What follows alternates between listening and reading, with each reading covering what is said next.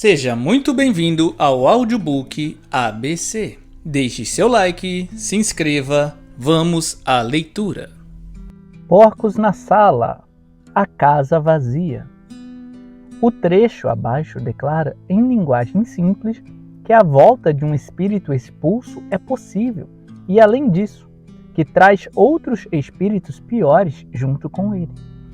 Quando o espírito imundo sai do homem, anda por lugares áridos procurando repouso, porém não encontra. Por isso diz: voltarei para minha casa donde saí. E tendo voltado, a encontra vazia, varrida e ornamentada. Então vai e leva consigo outros 7 espíritos piores do que ele, e entrando, habitam ali. E o último estado daquele homem torna-se pior do que o primeiro. Assim também acontecerá a esta geração perversa. Mateus capítulo 12, 43 a 45. O sentido está bem claro.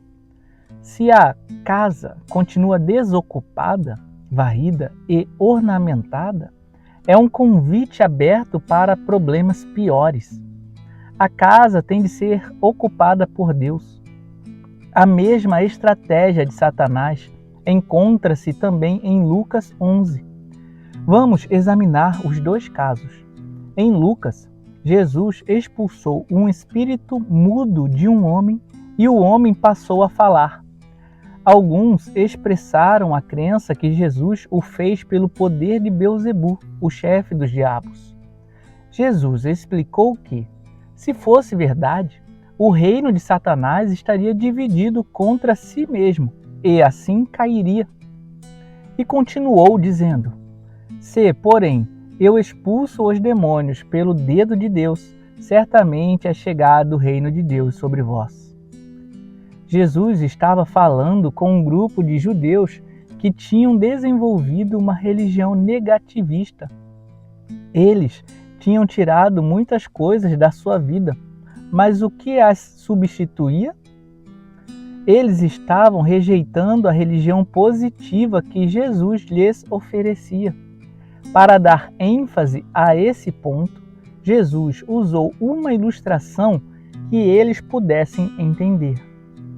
Se eles não colocassem uma coisa positiva em sua vida depois de eliminar tantas negativas, seria como alguém liberto de demônios que não colocasse nada positivo no lugar do negativo. Eles acabariam ficando piores do que estavam antes. O contexto de Mateus é mais claro ainda. Jesus acabou sendo condenado por ter colhido espigas de milho no sábado. Curou o homem de mão ressequida também no sábado. De novo, os fariseus o acusaram de expulsar os demônios por Beelzebu. Jesus mostrou que as palavras deles procediam de um coração mau. Eles já tinham visto bastante para mudarem de vida, mas eles não tinham mudado nada. Sem mudança, eles se tornariam piores, como um homem purificado de demônios que não encheu sua casa com Deus. Jesus está dizendo que chega uma hora em que devemos colocar coisas positivas em nossa vida. Sempre tem de haver uma igualdade entre os fatores negativos e positivos. Depois que a carne está crucificada e os demônios são expulsos, devemos colocar Jesus em nossa vida, deixar Jesus reinar em nós. De fato, a razão de se ficar livre dos demônios é para se possuir mais de Jesus. Com que enchemos a casa? Jesus. Ser cheio de Jesus é ser cheio de pureza e poder. Estas duas palavras caracterizam a pessoa de Jesus. Como veremos, nossa pureza vem através de nossa habitação em Cristo, e o resultado é o fruto do Espírito. Nosso poder vem por meio do batismo no Espírito Santo, e os resultados são os dons do Espírito. Tem de ser entendido que para encher a casa leva mais do que uma oraçãozinha acrescida no fim do ministério de libertação. Tenho ficado apavorado mais de uma vez ao ouvir alguém dizer no fim de uma libertação: agora, Senhor, encha todos os lugares vazios. Amém. Tenho visto muitas pessoas perderem sua libertação por falta de saberem como encher as casas deles ou com que enchê-las. Os dons e o fruto do Espírito Santo têm de tomar o lugar de cada demônio expulso? Isso é responsabilidade da pessoa liberta. O ministério de libertação deve enfatizar o fato de que cada pessoa é responsável por sua própria casa, enchendo a casa com o poder do Espírito Santo.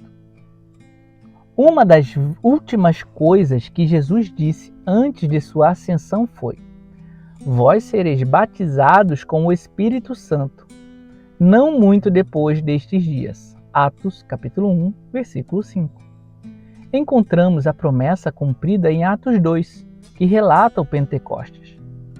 Todos ficaram cheios do Espírito Santo e passaram a falar em outras línguas, segundo o Espírito lhes concedia que falassem.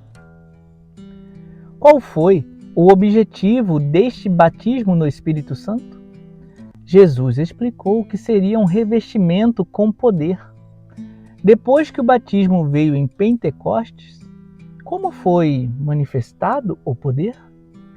Isto é um assunto muito interessante, que não podemos pesquisar completamente aqui, mas pode ser observado que o poder do Espírito Santo, operando por meio dos discípulos, foi manifestado através dos 9 dons sobrenaturais do Espírito. Estes dons são enumerados em 1 Coríntios capítulo 12, de 7 a 11. 1. A palavra de sabedoria. 2. A palavra de conhecimento. 3. Fé. 4. Dons de curar. 5. Operações de milagres. 6. Profecia. 7. Discernimento de espíritos. 8. Variedade de línguas. 9. Interpretação das línguas. O livro de Atos inteiro demonstra como o poder do Espírito Santo operou por meio destes dons. Através de Pedro e João, um dom de cura foi ministrado a um coxo, no capítulo 3. Palavras de sabedoria e de conhecimento vieram a Ananias para ministrar a Saulo, capítulo 9. Pelo discernimento do Espírito, Paulo expulsou os demônios de adivinhação numa jovem, capítulo 16. Pedro falou a palavra de fé a Ananias e Safira, e eles caíram mortos, capítulo 5. Por meio de Pedro, um milagre de ressurreição trouxe Dorcas de volta à vida, capítulo 9. Enquanto Pedro pregava na casa de Cornélio, houve línguas e a interpretação delas, capítulo 10.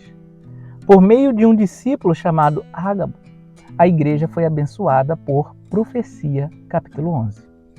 Os demônios detestam estes dons do Espírito Santo e fazem os homens também detestá-las. Por quê?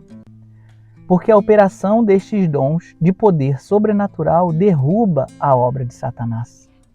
A presença dos demônios e seus truques são expostos pelo discernimento dos espíritos e pela palavra de conhecimento. O mal que os demônios fazem é desfeito pela palavra de sabedoria, pela fé, pelos dons de curar e pelos milagres.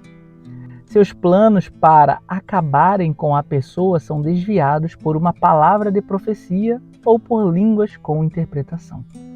Por isso, os demônios opõem-se aos dons. Estes 9 dons também são dados à igreja para sua edificação. Satanás é o inimigo da igreja e faz tudo para acabar com o que foi estruturado para edificar o corpo. Ele ataca os dons, especialmente o de línguas, que tem um objetivo especial na edificação do crente. Se por acaso a pessoa liberta não foi batizada no Espírito Santo, ela deve ser encorajada a recebê-lo e a desejar os dons espirituais. E para você que chegou até aqui, meu muito obrigado. Espero que tenha gostado dessa obra. Valeu mesmo. Seu like e sua inscrição são muito importantes. Até a próxima leitura!